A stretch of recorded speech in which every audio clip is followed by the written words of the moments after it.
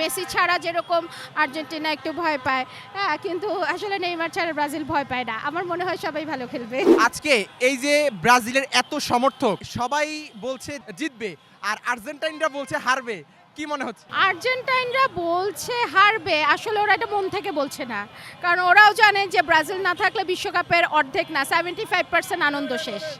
আমার হাজব্যান্ডও আর্জেন্টিনার, আমার বাচ্চাও আর্জেন্টিনা, কিন্তু ওরা কিন্তু চাচ্ছে ব্রাজিলটা অন্তত সেমিফাইনাল পর্যন্ত বা কোয়ার্টার ফাইনাল পর্যন্ত যাক, না হলে বিশ্বকাপের ইমেজ নষ্ট হয়ে যাবে। বিশ্বকাপের ফাইনালের দিকে যদি আর্জেন্টিনা ভার্সেস ব্রাজিল হয় সেই ম্যাচটা কেমন? অবশ্যই এটা আমি স্বপ্ন দেখি।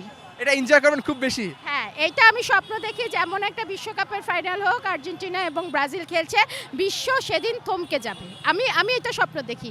বিশ্ব তাকিয়ে থাকবে ওই একদিনের জন্য পুরো বিশ্ব থমকে যাবে, একদম একদম।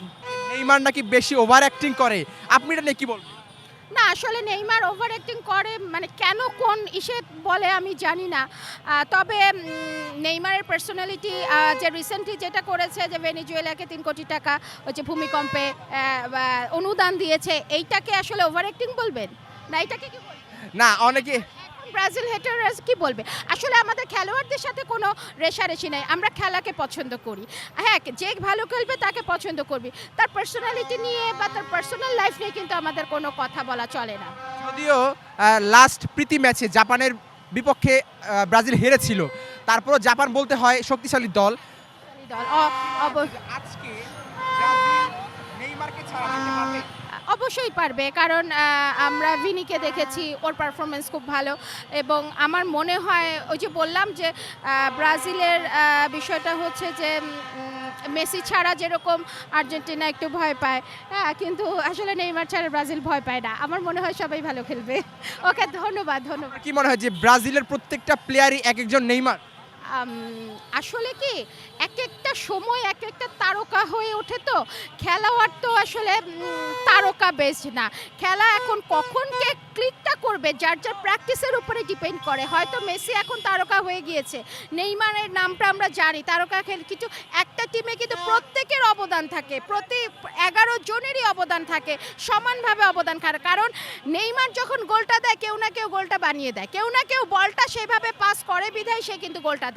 একার কৃতিত্ব না। মেসি যখন গোলটা দেয় তখন কেউ না কেউ আরও হয়তো 6 জন প্লেয়ার গোলটা মানে ওই বলটাকে বানিয়ে দেন, হচ্ছে গোলটা করে। এই জন্য আমি বলবো কারো একার কৃতিত্ব না, টিম মানে হচ্ছে সম্মিলিত প্রচেষ্টা। তাহলে আপনি বলছেন যে ফুটবল একটা টিম ওয়ার্কের মতো? টিমওয়ার্ক, একদম টিমওয়ার্ক, একদম টিমওয়ার্ক। মানে একটা দল জয় হলে প্রত্যেকের সমান গুরুত্ব থাকবে, প্রত্যেকে সমানভাবে সেখানে থাকবে।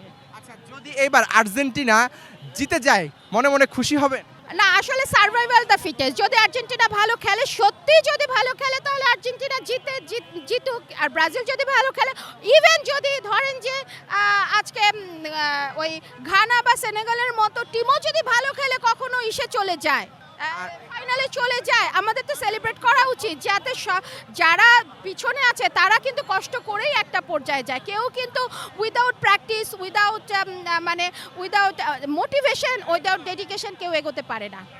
আপু, অনেকে ট্রল করে যে 7 আপ বলে, তো এখন যেহেতু এটা বিশ্বকাপ মৌসুম, আপনার কি মনে হয় যে ব্রাজিলের একটা প্রতিশোধ নেওয়ার, 7 আপের বিরুদ্ধে প্রতিশোধ নেওয়ার সুযোগ এসেছে? না, আমি মনে করি সবার সাথে প্রতিশোধ নিতে হয় না। প্রত্যেকটা রাজাই, অনেক বড় বড় রাজাও কিন্তু অনেক সময় হেরে যায়, এটা ওই রাজার তাতে কিচ্ছু যায় আসে না।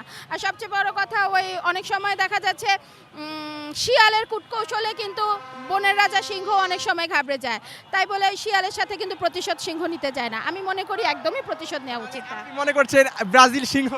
অবশ্যই, তাহলে সিংহের কি জয় হবে? অবশ্যই হবে। সিংহ নাকি সিংহ বাঘের কাছে হেরে যাবে? না, একদম না, হোপ ফর দ্য বেস্ট, অবশ্যই ব্রাজিলের জয়।